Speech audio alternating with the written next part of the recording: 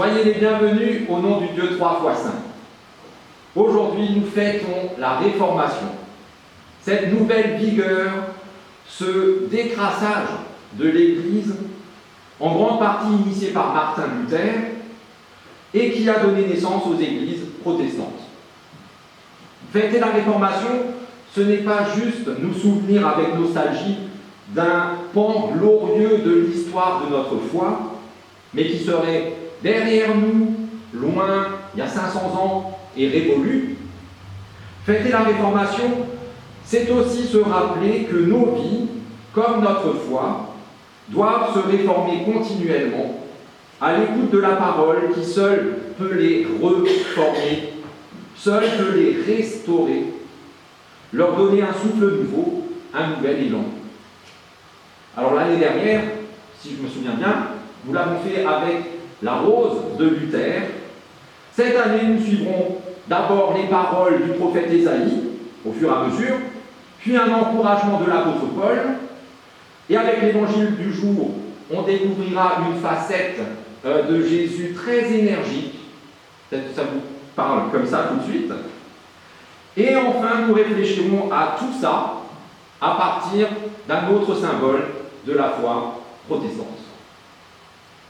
Mais pour l'instant, nous chanterons l'hymne luthérien par excellence, les trois strophes de Ein feste Hoch des Sohns of God.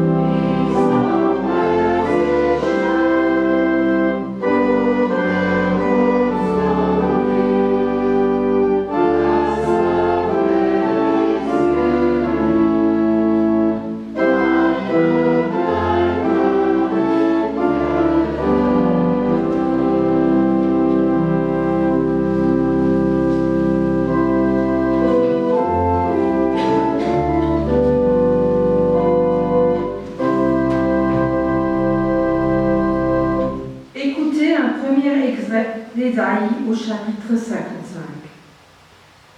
Ô là, vous tous qui avez soif, venez vers l'eau, même si celui qui n'a pas d'argent. Venez, achetez et mangez.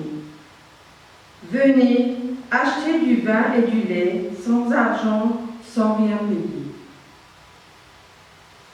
Pourquoi pesez-vous de l'argent pour ce qui n'est pas du pain? Pourquoi vous fatiguez-vous pour ce qui ne rassasie pas? Écoutez-moi donc et mangez ce qui est bon, et vous vous délecterez de mes succulents. Tendez l'oreille et venez à moi. Écoutez et vous vivrez. Je conclurai pour vous une alliance perpétuelle, celle de la fidélité envers David, une alliance sûre et certaine. J'ai fait de lui un témoin pour les peuples, un chef qui commande au peuple.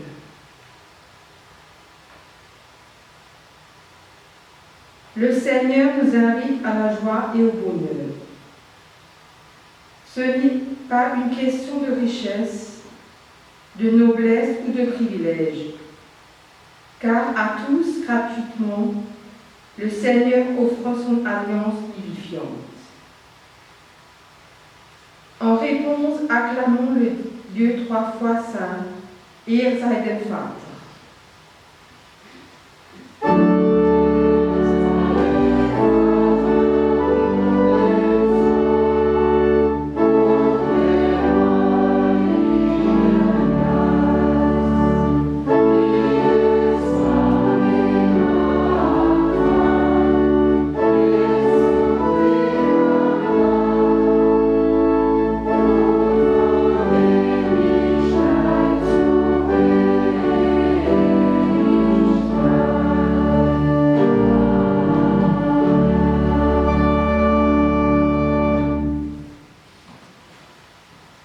Le prophète Ésaïe poursuit son message ainsi. Cherchez le Seigneur pendant qu'il se laisse trouver. Invoquez-le pendant qu'il est proche. Que le méchant abandonne sa voie et l'homme malfaisant ses pensées. Qu'il revienne au Seigneur qui aura compassion de lui. Qu'il revienne à notre Dieu qui pardonne abondamment. Seigneur, mon pays de ténèbres, je le connais. Il est fait de mensonges et de vérité qu'on arrange. Et dans ses frontières, la place est grande pour l'orgueil et pour le jugement selon les apparences, alors que la compassion est laissée dehors. Mon pays de ténèbres est fait d'égoïsme et de plaisir personnel, et dans ses demeures, la place est grande pour la jalousie et la dureté, alors que la fraternité est laissée dehors. Mon pays de ténèbres est fait de rancœur et de mots servis avec aigreur. Et dans son enceinte, la place est grande pour les idoles du rendement, alors que l'amour est laissé dehors. Mon pays est fait d'obscurité, et ta lumière, Seigneur, y manque cruellement. Viens, Seigneur, prends-moi la main, et fais-moi échapper à mon pays de ténèbres. Viens, Seigneur, et prends pitié. Herr, erbarme dich.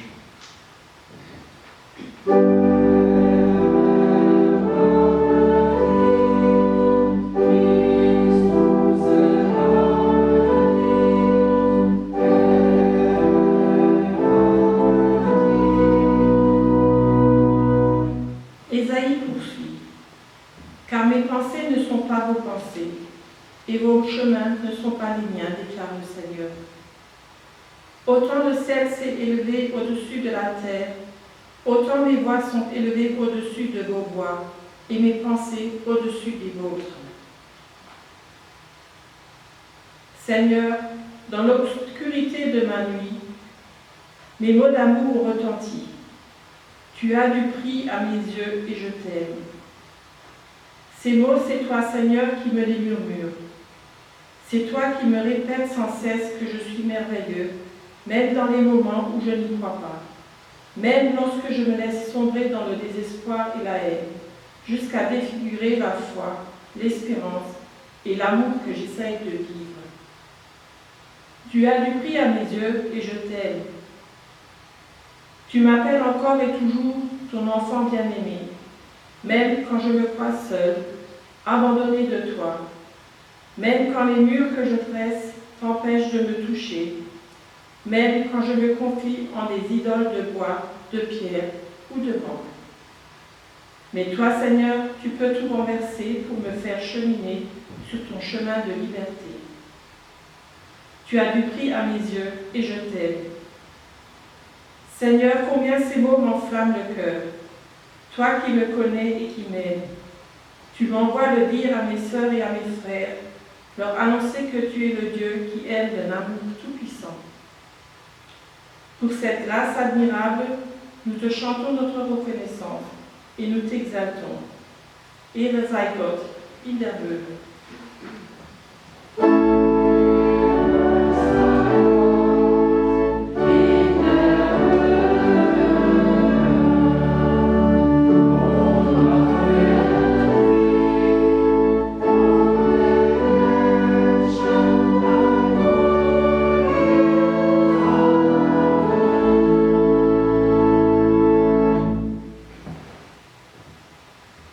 Confessons la foi. Comme la pluie et la neige descendues du ciel, et n'y reviennent pas sans avoir abreuvé la terre, sans l'avoir fécondée et fait germer, sans avoir donné de la semence au semeur et du pain à celui qui a faim. Ainsi en est-il de ma parole qui sort de ma bouche. Elle ne revient pas à moi sans effet, sans avoir fait ce que je désire, sans avoir réalisé ce pourquoi je l'ai envoyé. Je crois en l'unique Dieu d'amour. Je crois que par amour, il a créé le monde pour le bonheur et pour la vie. Je crois qu'il a créé l'homme non seulement dans l'amour, mais aussi pour l'amour, et que l'homme ne sera véritablement humain que s'il vit de cet amour. Je crois en Jésus-Christ, qui est l'image parfaite de Dieu, et le lieu de sa présence parmi nous. Je crois que pour atteindre les hommes, la parole de Dieu s'est faite chair en lui, qu'il a vécu, souffert et est mort comme nous, mais qu'il a vaincu la mort et nous offre sa victoire. Je crois en l'Esprit, le souffle divin. Je crois que sous l'action de l'Esprit Saint, tout homme peut recevoir l'évangile de Jésus-Christ comme parole de Dieu, qui console et libère, qui insuffle joie et ardeur, et permet de se tourner vers notre prochain. Malgré nos limites et les doutes, je veux croire que Dieu est avec nous dans la vie, dans la mort et dans la vie après la mort, car par amour, il règne à jamais. Lui qui est le Père, le Fils et le Saint-Esprit, un seul Dieu, pour les siècles des siècles.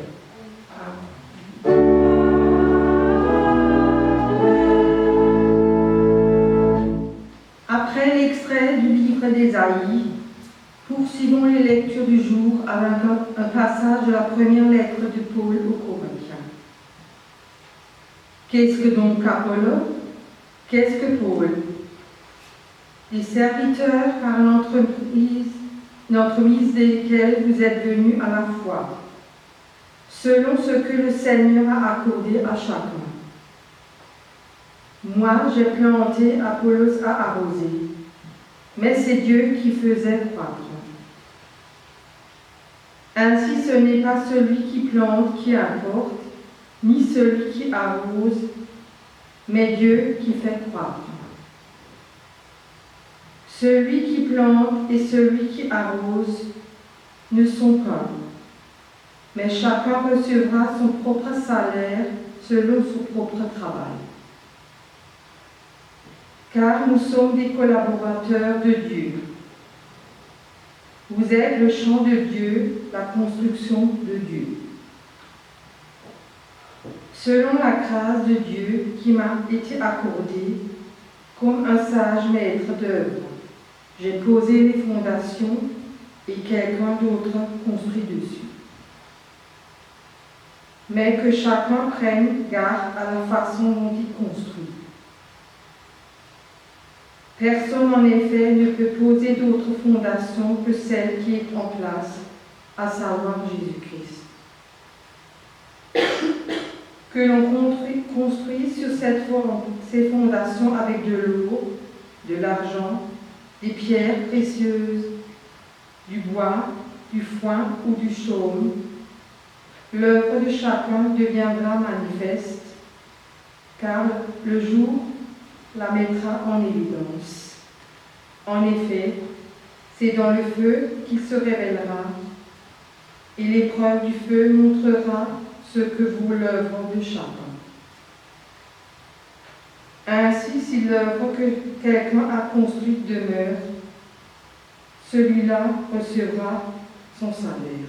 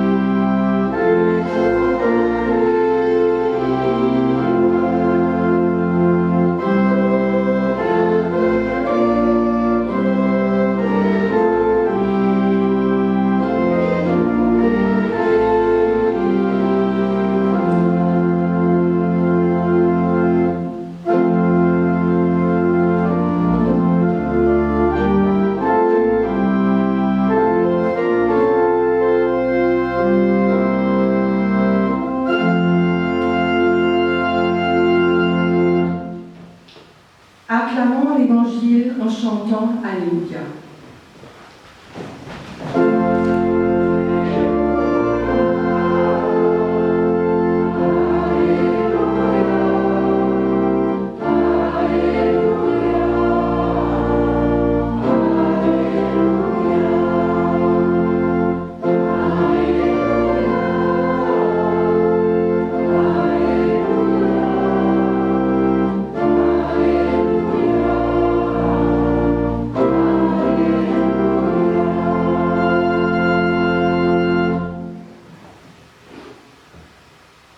Dans l'Évangile de Marc, au chapitre 11, nous lisons les versets 15 à 19.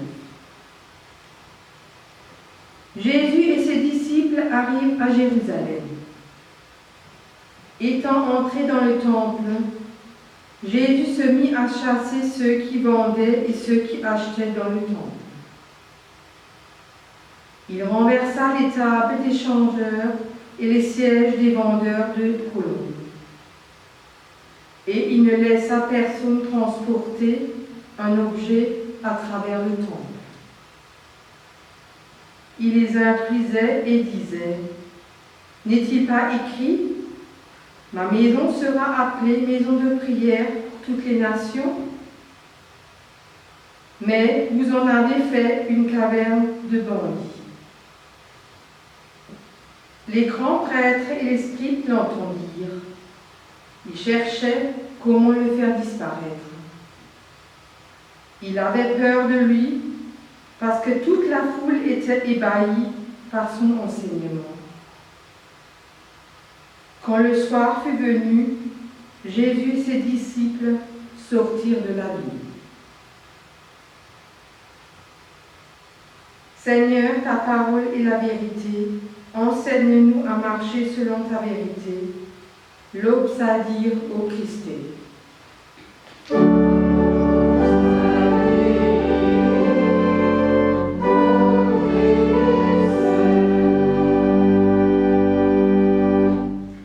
Dans sa lettre aux Corinthiens, l'apôtre Paul compare l'évolution d'une communauté chrétienne, un peu comme la nôtre, à l'époque c'était celle des Corinthiens, au développement d'une plante, à la croissance d'une plante et à la construction d'un bâtiment.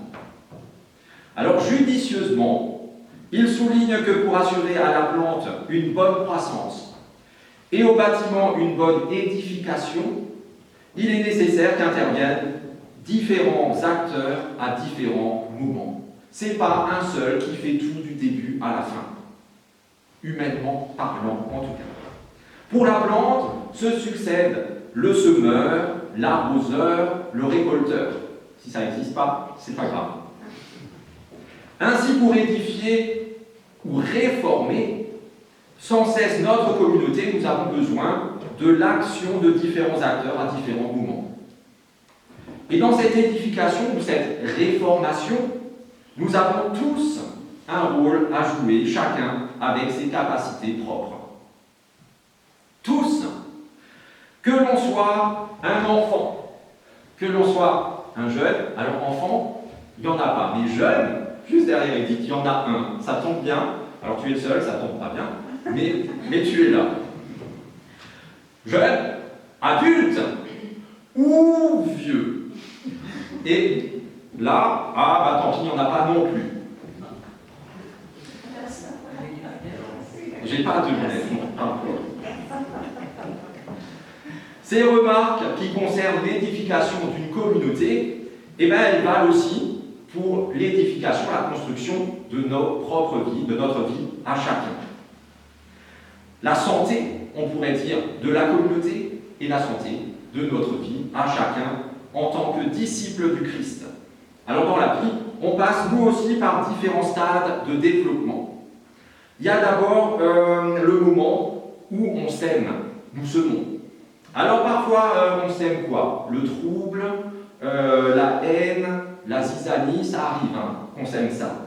Mais parfois aussi, on sème de bonnes graines, comme j'en ai noté 3-4, la joie, la tendresse, l'attention, l'amour, 3 petits points. Parfois, on sème ça plutôt. Il y a des moments ensuite où on arrose. Parfois avec une eau délicieuse, pure et limpide, qui nous donne de l'énergie, qui nous fait du bien, qui nous désaltère. Mais parfois aussi on refile de l'eau marécageuse, gluante, nauséabonde, un truc que si on n'avait pas soif, on le boirait, on le buvrait pas. Il y a des moments ensuite où on désherbe. Alors parfois c'est tellement touffu, je ne parle pas du presbytère, c'est tellement touffu que la seule solution c'est de tout raser, sans distinction, parce qu'il n'y a rien d'autre à faire, on s'en sortirait pas. Mais il y a des fois où même touffu, c'est tellement harmonieux qu'on touche à quasiment rien, parce que c'est juste parfait comme ça. Ensuite il y a des moments où nous récoltons. Alors parfois en étant justement récompensés pour le dur labeur qu'on a fourni, juste récompense du dur labeur, on récolte. Mais parfois, on subit une déception qui, de temps en temps, est elle aussi bien méritée. Alors tout ça, on le fait tout au long de notre vie pour plein de pans, plein de détails, de situations dans notre vie. Et avec cela, on peut encore ajouter les rencontres que nous faisons qui enrichissent nos vies tout au long de celle-ci. Alors les rencontres avec des plus jeunes que nous, ça c'est toujours, moi ça me booste, je ne sais pas vous, ça me booste, mais juste 2 heures, le samedi matin ça suffit largement. Alors s'ils sont tous comme lui, comme Édouard, 3 heures, tranquille. On peut rencontrer aussi des plus âgés que nous. Alors ça permet de se poser un peu plus, de relativiser, voilà. On rencontre des plus doués que nous, alors ça, je ne sais pas vous, mais moi ça m'énerve. Quand je rencontre quelqu'un de plus doué que moi, je ne reste pas 2 heures. Ou alors des plus sages que nous. Et là, ça m'énerve encore plus. Des gens qui savent mieux, qui sont calmes quand je suis énervé. Non, ça c'est horrible. Mais on rencontre quand même ces gens-là. Avec des plus dynamiques que nous, et ça, clairement, ça me fatigue. Je ne supporte pas les gens qui sont fous toute la journée, des piles. Voilà. Non, ça ne peut pas. Ou alors des plus apaisés, et ça fait du bien. Trouver quelqu'un de plus mou que moi, c'est bien, ça fait du bien de dire, ah, il y a de l'espoir. Des rencontres avec toutes sortes de personnes. Et qu'on le veuille ou non, ces différentes rencontres nous ouvrent au partage et au développement personnel. Elles nous forgent l'âme. Extérieurement, c'est sûr, on apprend, voilà, on va faire des choses, mais à l'intérieur de nous-mêmes, ça nous change la vie. Alors on va commencer par prendre les rencontres avec les tout petits, avec les enfants. Et dans ces rencontres-là, on découvre un premier élément indispensable à notre formation, et voilà, on peut même dire reformation, parce qu'on a déjà été formé, et avec ces rencontres, on se reforme. Et le premier élément, si ça marche, il faut que je me rappelle. Ouais, c'est ça.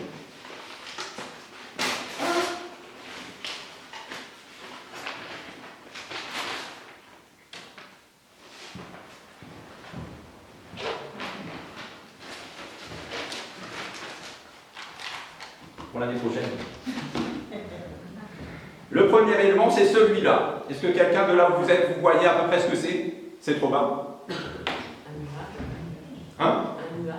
Un nuage avec des petits trucs comme ça qui montent. Et dans les BD, quand c'est pas carré, c'est quelque chose qu'on pense.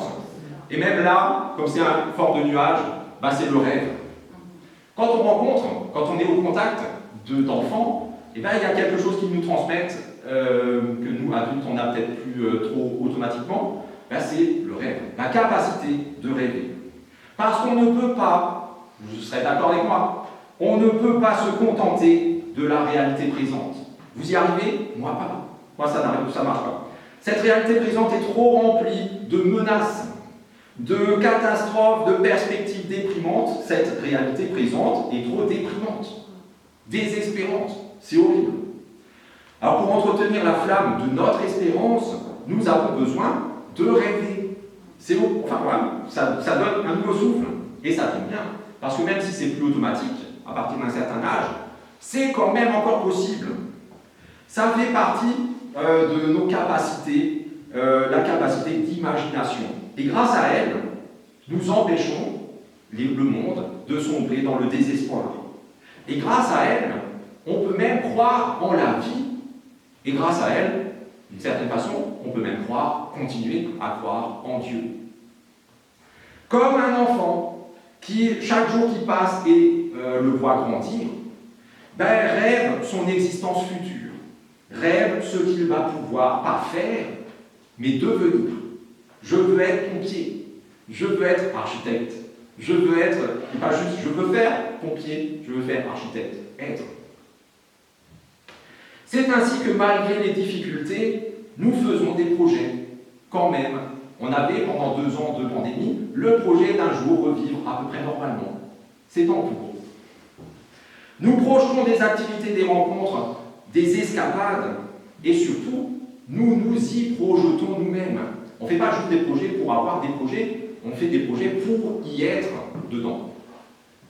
Alors, avec cette crise sanitaire qui perdure, avec ces crises économiques et sociales, avec ces crises guerrières à travers l'espace et le temps, nous avons besoin d'espérance, et celle-ci naît en partie dans le rêve. L'espérance et le rêve ne sont pas des utopies ni des irréalités. Le rêve qui habite notre sommeil est bien cette capacité à mélanger, à secouer, à réordonner notre vécu réel. C'est basé sur ce qu'on vit, sur ce qu'on vit. Nos envies réelles, nos victoires et nos échecs réels. Pour nous permettre de nous retrouver au petit matin, à nouveau capables d'inventer, de créer et de réformer. Jour après jour, nuit après nuit, pour aller de l'avant, nous avons besoin de rêver et d'espérer. D'espérer le dépassement de nos difficultés. Rêver ce qu'il y a derrière le mur. Dans une des prières, on a évoqué les murs qui nous empoisonnent. Rêver ce qu'il y a derrière. Et espérer que ce qu'il y a derrière, c'est mieux que ce qu'il y a de ce côté. Et ça nous amène au deuxième élément à mettre en évidence dans notre processus de formation. Et ça, vous aurez compris, c'est avec la rencontre avec un autre niveau, c'est avec les jeunes. Et là, Édouard a peur.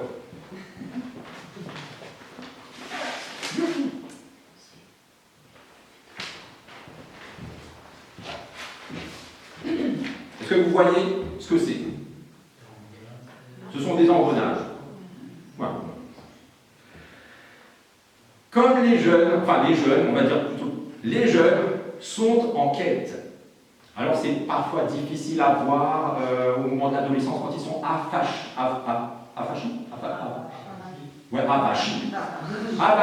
sur le canapé, en train de... Il n'y a que les doigts qui sont hyper musclés, hyper agiles. Alors c'est peut-être difficile à voir qu'ils sont en quête. Mais les jeunes sont en quête de sens pour leur vie. Et bien comme eux, nous devons aussi être en quête de sens à nos vies. C'est pas parce qu'on a déjà une maison, une famille, un travail sûr, un salaire, etc., tout ça, qu'on est arrivé, on n'a plus besoin de se poser de questions. Nous avons besoin aussi de ne pas dire Amen à tout et à n'importe quoi. Vous avez l'habitude, quand le pasteur fait une prière, à la fin vous dites Amen. Est-ce que vous savez ce que vous venez de signer, vraiment? Non, lisez avant de signer. Nous avons besoin de cogiter constamment, de réfléchir notre réalité et ce qu'on nous livre comme étant la vérité. Au culte, ça c'est dit, à la télé, dans les journaux, partout. Ne dites pas OK, Amen à tout. Nous avons besoin de contester aussi ce qui, après réflexion, ne fait pas sens pour nous. Si ça n'a pas de sens pour nous, on doit aussi dire là ça va pas. Parce que la vie est une quête de sens ininterrompue. Comme elle est aussi le banc d'essai, d'expérimentation de tout ça, de ce réel, de nos idées, de nos convictions. On met les choses en pratique en les vivant, et alors on voit si ça marche ou pas. Cette remise en question est souvent difficile et douloureuse, et elle est même dangereuse. Pourquoi est-ce qu'elle est dangereuse? Parce que ceux qui nous trompent n'aiment pas qu'on soit en recherche de la vérité. Ils préfèrent qu'on reste dans l'ignorance, dans l'illusion et dans l'obscurité. Comme ça, ils gèrent bien, plus facilement que si d'un seul coup, on se réveille. À chercher, le risque, c'est de trouver. Jésus le dit, qui cherche, trouve. C'est sûr. Et dans cette phrase, il faut aussi entendre l'autre. Si tu ne cherches pas, tu ne trouves pas.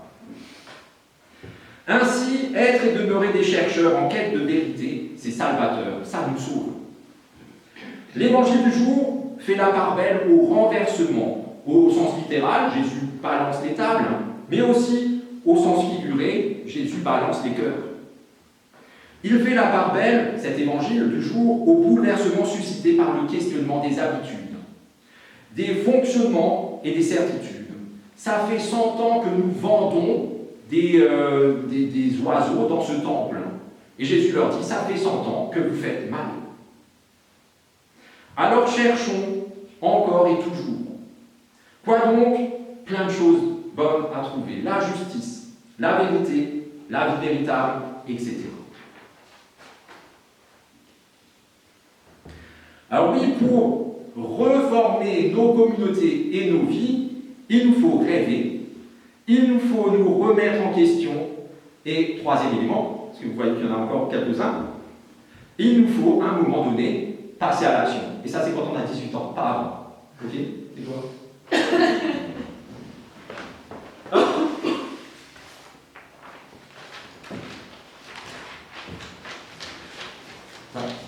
J'ai pas eu le temps de demander à une architecte junior, dont j'ai pris sur Internet. Sinon, on aurait pu avoir encore nettement mieux. Théoriquement, l'âge adulte, le troisième type qu'on rencontre, l'âge adulte est celui de la maturité et de la réalisation. Ça y est, on est arrivé.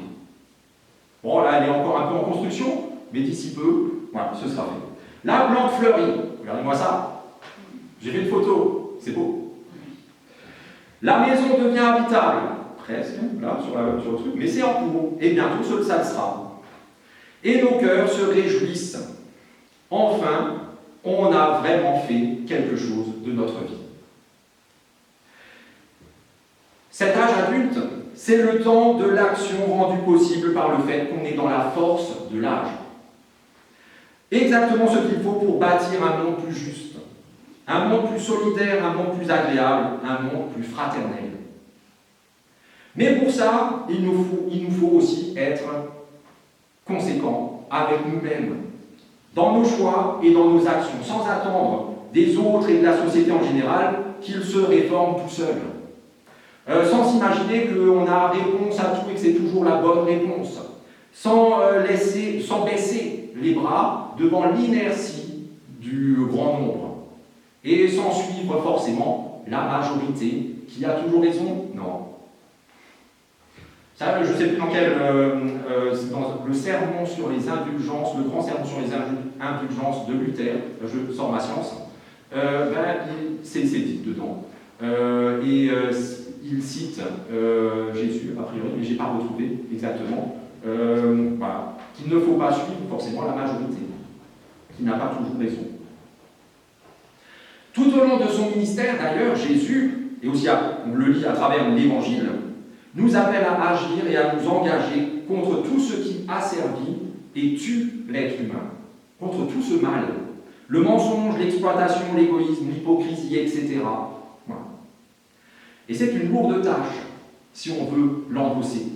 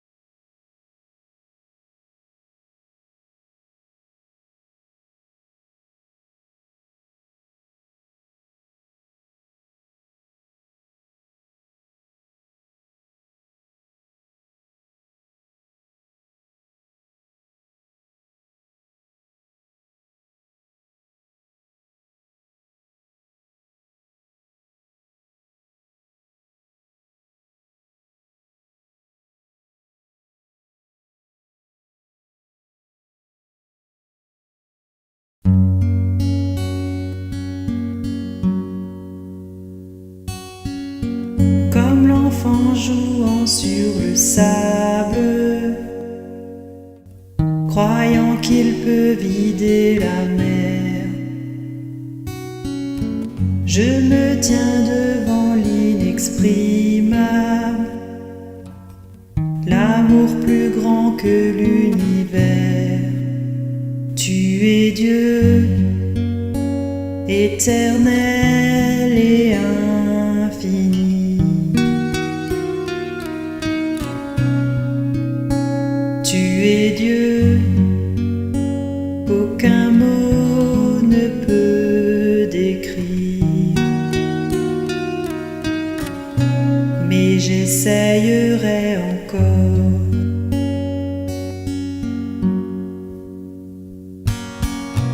Qui saurait dessiner ta grandeur? Qui pourrait dire ta beauté? Des millions d'anges louent ta splendeur, mais tu te plais à m'écouter. Tu es Dieu, éternel et infini.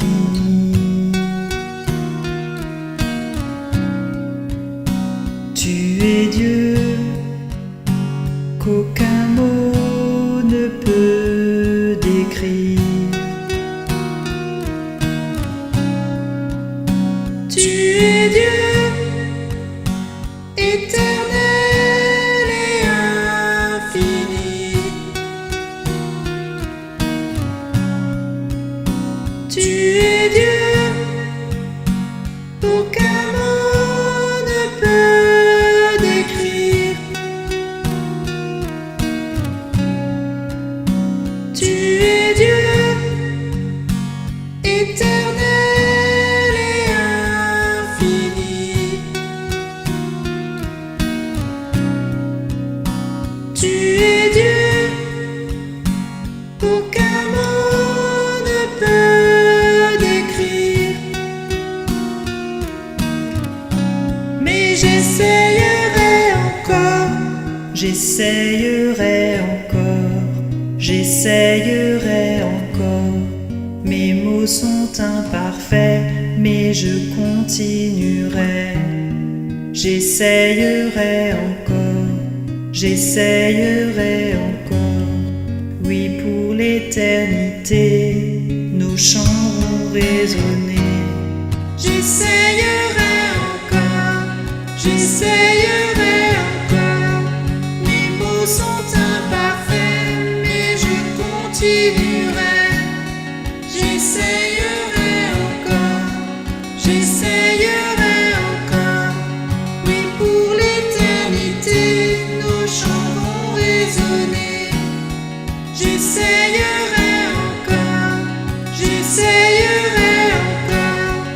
Mes mots sont imparfaits, mais je continuerai. J'essayerai encore, j'essayerai encore. Oui, pour l'éternité, nos chants vont résonner.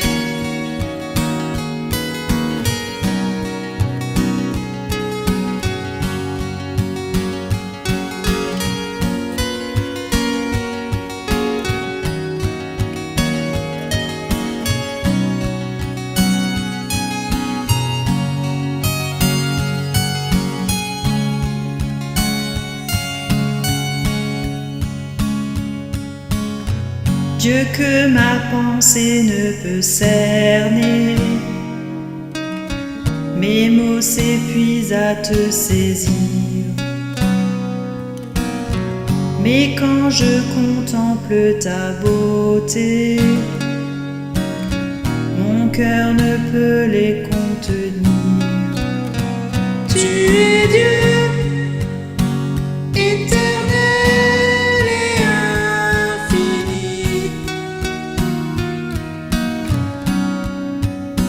Tu es Dieu, qu'aucun mot ne peut décrire. Tu es Dieu, éternel et infini. Tu